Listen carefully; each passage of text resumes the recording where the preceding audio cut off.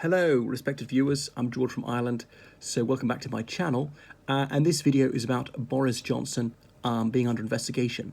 So the First Lord of the Treasury, he's no doubt quaking in his boots for the report about to be published by Sue Gray, who is a senior civil servant whom he tasked with investigating events in 10 Downing Street over the last year and a half. It's almost 2 years since the first lockdown, and it has come to light that lockdown was severely breached in Downing Street on at least 3 occasions. That May garden party was at 2020, Boris Johnson's birthday party, 19th of June 2020, and that was shortly after he got out of hospital from coronavirus, from which he almost died. And then I think it was December 2020, that illegal Christmas party.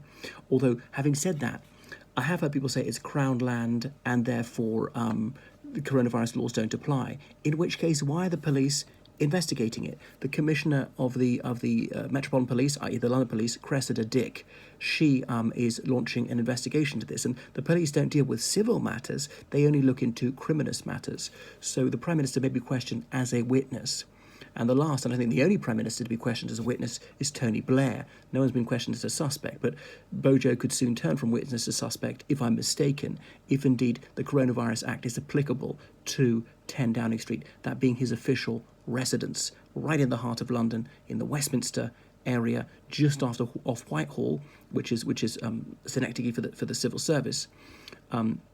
So 10 Downing Street being his official residence, and of course his neighbour at number 11 Downing Street is the Chancellor of the Exchequer, Rishi Sunak, who many people believe is going to succeed Bojo as Prime Minister.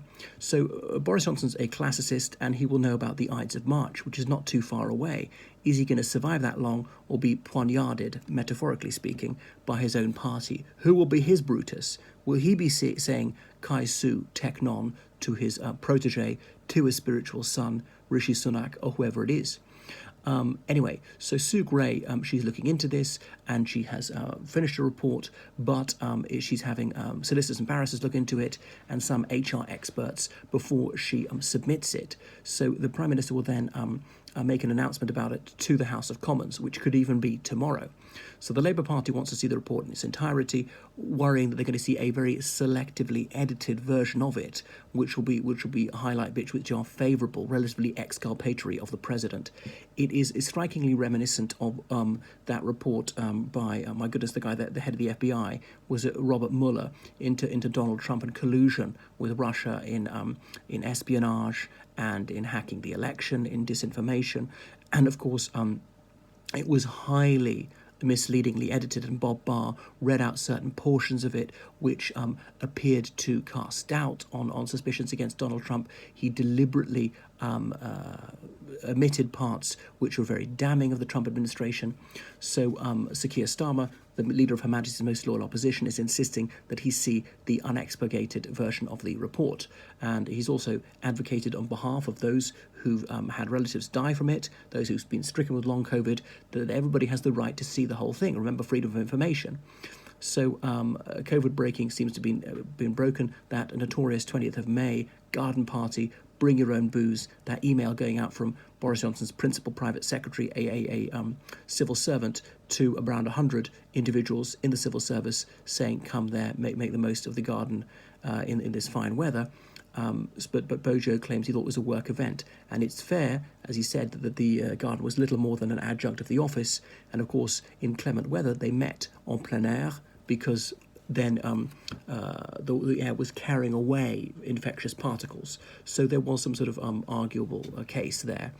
The thing was, Boris Johnson was supposedly ambushed by a cake on his birthday. As a surprise to him, people brought him a cake and sang happy birthday. What's a boy to do? Okay, what would you do? But, you know, the Prime Minister's got to be better than the average person, stronger, more disciplined, lead by example, say, no, sorry, can't do this, back off. But as we know, Bojo is completely indisciplined. Just look at his sexual behaviour, how highly promiscuous he is.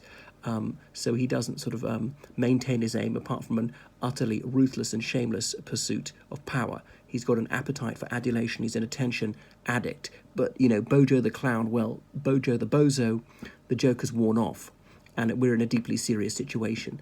The contenders to replace him, like Rishi Sunak, Dominic Raab, and so on, maybe Liz Truss, they're on the bland side, a tad uninspiring, but I think people would prefer a bit of banality to the roller coaster ride that Bojo's premiership has been in, to think he was on such a high when he won the greatest Tory victory since 1979, just over 2 years ago. So it's all highly embarrassing, and it's all detracting from anything positive the government might be achieving.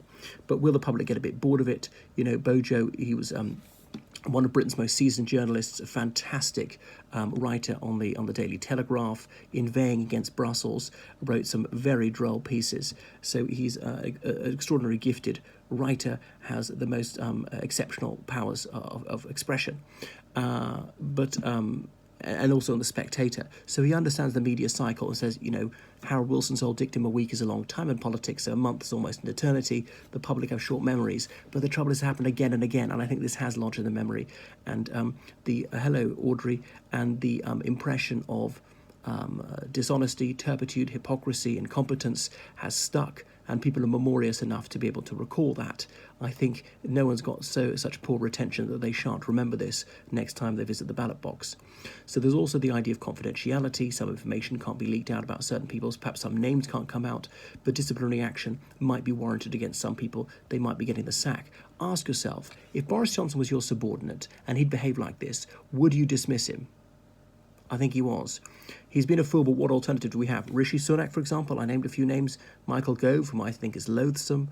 And then who does that leave? Even Jeremy Hunt, the one he narrowly defeated in that leadership election, former head boy just like Rishi Sunak, bit of a goody two-shoes, perhaps, again, dull, but safe pair of hands, respectable, no skeletons as cupboards, has the odd gaffe forgetting his wife's nationality, and then some Tories have said, oh, he's a security risk because his wife's Chinese. How do we know that she's not an espionage agent?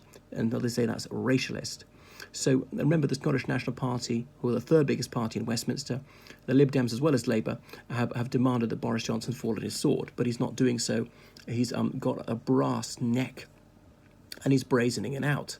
So remember, the Conservative Party could still force a vote of confidence, but only 6 Tory MPs have put their head above the parapet and said they've submitted that letter to the chairman of the 1922 committee, Sir Graham Brady, demanding a vote of confidence. And you need 15% of the House of Commons contingent, that's 54 Tory MPs, to force that vote of confidence in the party leader. Remember, those are Conservative Party rules. That's not the law of the country.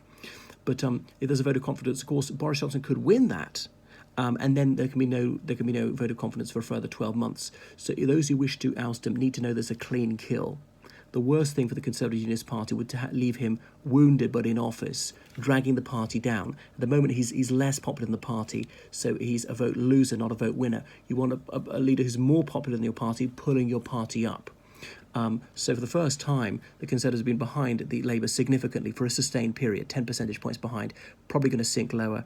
As I say, I think Bojo will hang on to the May local elections, maybe longer, but I think his chance of being leader still in December 2024 are slender. He might just decide to call it a day. He's been Prime Minister for enough. I'm sure he'd like to get it to at least July this year, because then it would have lasted 3 years. What a humiliation it would be for him to be kicked out as Prime Minister after less time than Theresa May served as Prime Minister, which was 3 years. So he'd find that very belittling, and he's a man of raging vanity, so his ego wouldn't let him do that. So he has obviously lied to the House of Commons numerous occasions. The convention is, if you're caught misleading the House of Commons, that's it, you've got to resign. But of course, people have been breaking that for 20 years. You might have heard of Anthony Charles Linton Blair. Well, that's my penny's worth, so please book online lessons within politics, history, religious studies, French, English as a foreign language, English literature, English language, IELTS, the Life in the UK test, a tour guide in the United Kingdom. When tourism reopens, look forward to seeing a certain tourist in April. Okay, that's everyone. So thank you for donating with the greatest liberality on PayPal, georgecallahan79@gmail.com. Toodaloo.